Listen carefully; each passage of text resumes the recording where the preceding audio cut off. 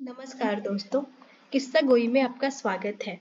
गोदान उपन्यास पढ़ते हुए भाग 3 में हमने देखा कि होरी अपनी पत्नी धन्या को बताता है कि भोला महतो आज उसे एक गाय दे रहे थे, पर उसने नहीं ली। पर धन्या इस बात पर विश्वास नहीं करती और बोलती है कि भोला महतो ने आज तक हमें दूध तो दिया नहीं, वह तुम्हें गाय दे रहा था, हो ही नहीं सकता। अब गोदान उपन्यास के भाग 4 में हम देखते हैं कि क्या होरी धनिया को यह विश्वास दिला पाता है कि भोला उसे गाय दे रहा था, और क्या सच में भोला महतो उसे गाय देता है कि नहीं। जानने के लिए पढ़ते हैं गोदान उपन्यास का भाग 4। होरी ने कसम खाई, नहीं जवानी कसम, अपनी पछाई गाय दे रहे थे। हाथ तंग है, भूरा भूसा चारा नहीं रख सके, अब एक गाय बेचकर भूसा लेना चाहते हैं। मैंने सोचा संकट में पड़े आदमी की गाय क्या लूंगा, थोड़ा सा भूसा दिए देता हूँ, कुछ रुपए हाथ आ जाएंगे तो गाय ले लूंगा, थोड़ा थोड़ा करके चुका दूंगा। 80 रुपए की है, मगर ऐसी कि आदमी देखता रहे। गोबर ने आड़े हाथों लिया, तुम्हारा यही धर्मात्मापन तो तुम्हारी दुर्गत कर रहा है। साफ साफ तो बात है, 80 रुपए की गाय है, हमसे 20 रुपए का भूसा ले लें और गाय हमें दे दे, 60 रुपए रह जाएंगे, वह हम धीरे धीरे दे देंगे। होरी रहस्यमय ढंग से मुस्कुराया, मैंने ऐसी चाल चली है कि गाय सेत मेत में हाथ आ जाए, बस कहीं भोला की सगाई ठीक करनी है, 2-4 मन भूसा तो खाली अपना रंग जमाने को देता हूँ। गोबर ने तिरस्कार किया, तो तुम अब सबकी सगाई ठीक करते फिरोगे। धन्या ने तीखी आंखों से देखा, अब बस यही एक उद्यम तो रह गया है, नहीं देना हमें भूसा किसी को, यहाँ भोला भाली किसी का करज नहीं खाया है। होरी ने अपनी सफाई दी, अगर मेरे जतन से किसी का घर बस जाए तो इसमें कौन सी बुराई है। गोबर ने चिलम उठाई और आग लेने चला गया, उसे यह झमेला बिल्कुल नहीं भाता था। धन्या ने सिर हिलाकर कहा, जो उनका घर बसाएगा वह 80 रुपए की गाय लेकर चुप ना होगा, एक थैली गिनवाएगा। होरी ने पुचारा दिया, यह मैं जानता हूँ, लेकिन उनकी भलमनसी को भी तो देखो, मुझसे जब मिलता है तेरा ही बखान करता है, ऐसी लक्ष्मी है, ऐसी सलीकेदार है। धन्या के मुख पर स्निग्धता झलक पड़ी, मन भाए मुड़िया हिलाए वाले भाव से बोली, मैं उनकी बखान की भूखी थोड़े हूँ, धरे रहे अपना बखान। होरी ने स्नेह भरी मुस्कान के साथ कहा, मैंने तो कह दिया भैया, वह नाक पर मक्खी भी नहीं बैठने देती, गालियों से ही बात करती है, लेकिन वह यही कहे जाए कि वह औरत नहीं लक्ष्मी है। बात यह है कि उसकी घरवाली जबान की बड़ी तेज थी, बेचारा उसके डर के मारे भागा भागा फिरता था, कहता था जिस दिन तुम्हारी घरवाली का मुख सवेरे देख लेता हूँ उस दिन कुछ ना कुछ जरूर हाथ लगता है। मैंने कहा, तुम्हारे ही हाथ लगता होगा, यहाँ तो रोज देखते हैं, कभी पैसे से भेंट नहीं होती, तुम्हारे ही भाग खोटे हैं तो मैं क्या करूं। लगा अपनी घरवाली की बुराई करने, भिखारी को भीख तक नहीं देती थी, झाड़ू लेकर मारने दौड़ती थी, लालची नैसी कि नमक तक दूसरों के घर से मांग लाती थी। अब मरने पर किसी की बुराई क्या करूं, पर मुझे देखकर जल उठती थी।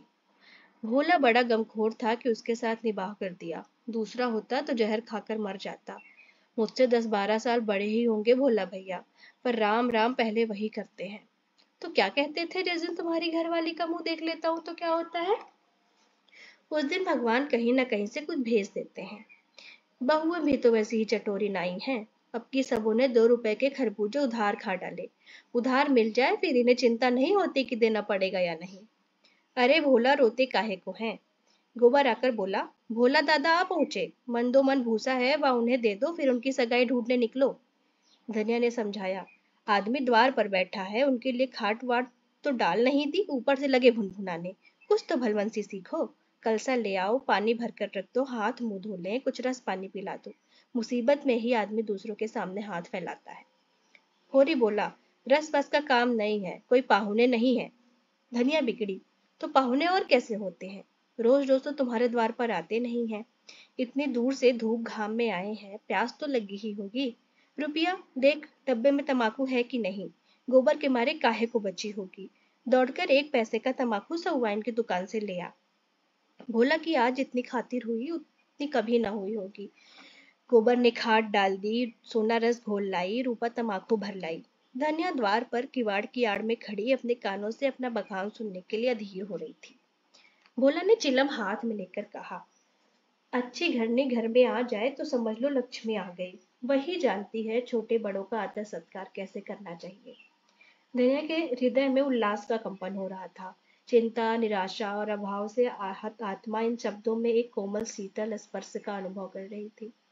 होरी जब भोला का खाचा उठाकर भूसा लाने अंदर चला तो धनिया भी पीछे पीछे चली।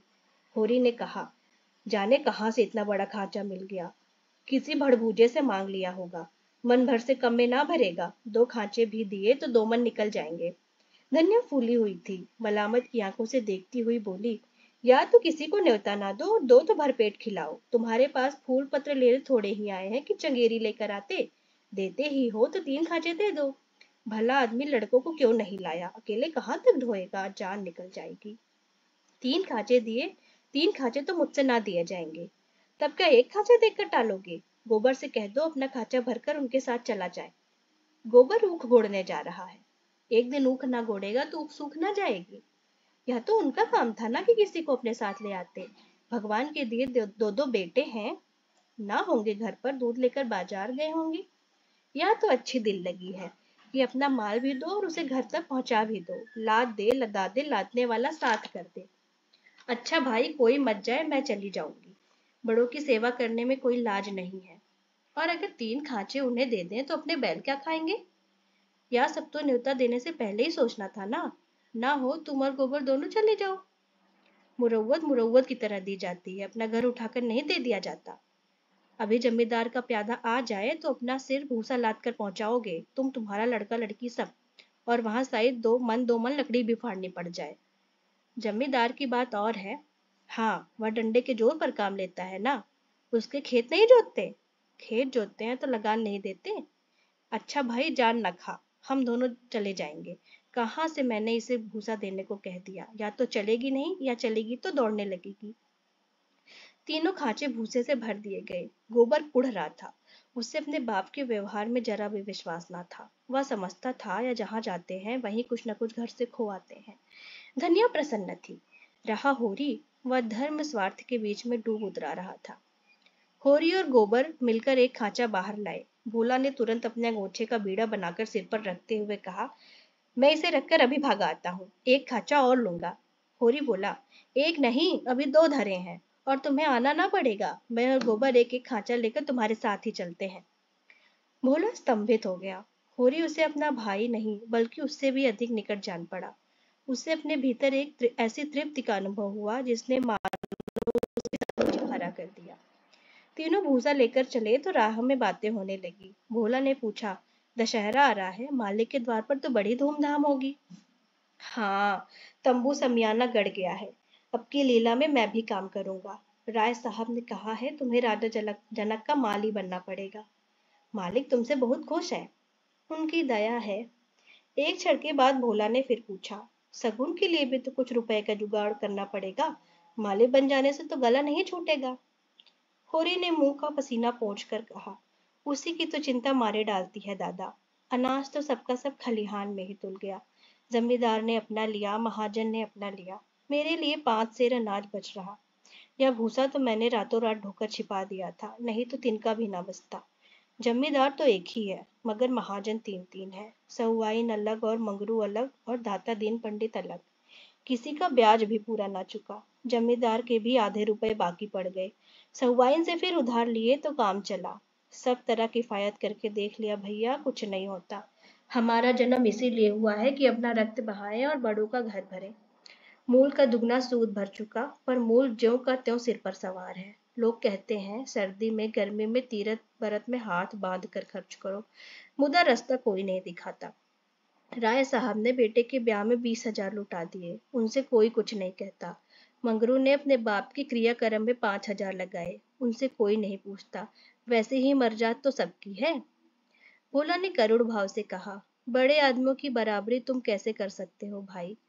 आदमी तो हम भी हैं। कौन कहता है हम तुम आदमी हैं? हमें आदमियत कहाँ। आदमी वह है जिसके पास धन है, अख्तियार है, इलम है। हम लोग तो बैल हैं और जुतने के लिए ही पैदा हुए हैं। उस पर एक दूसरे को कोई नहीं देख सकता। एका का नाम नहीं। एक किसान दूसरे के खेत पर ना चढ़े तो जाफा कैसे करे? प्रेम तो संसार से उठ गया। बूढ़ों के लिए अतीत के सुखों और वर्तमान के दुखों और भविष्य के सर्वनाश से ज्यादा मनोरंजक और कोई प्रसंग नहीं होता।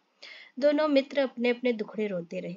भोला ने अपने बेटों के करतूत सुनाए, होरी ने अपने भाइयों का रोना रोया, और तब तक कुएं पर बोझ रखकर पानी पीने के लिए बैठ गए। गोबर ने बनिए से लोटा मांगा और पानी खींचने लगा। भोला ने सहृदयता से पूछा, अलगोजे के समय तो तुम्हें बड़ा रंज हुआ होगा। भाइयों को तो तुमने बेटों की तरह पाला था। होरी आर्द्र कंठ से बोला, कुछ ना पूछो दादा, यही जी चाहता था कि कहीं जाके डूब मरूं। मेरे जीते जी सब कुछ हो गया। जिनके पीछे अपनी जवानी धूल में मिला दी, वही मेरे ऐसे मुद्दाई हो गए। और झगड़े की जड़ क्या थी? यही कि मेरी घरवाली हर काम करने क्यों नहीं जाती थी? पूछो, घर देखने वाला भी तो कोई चाहिए कि नहीं?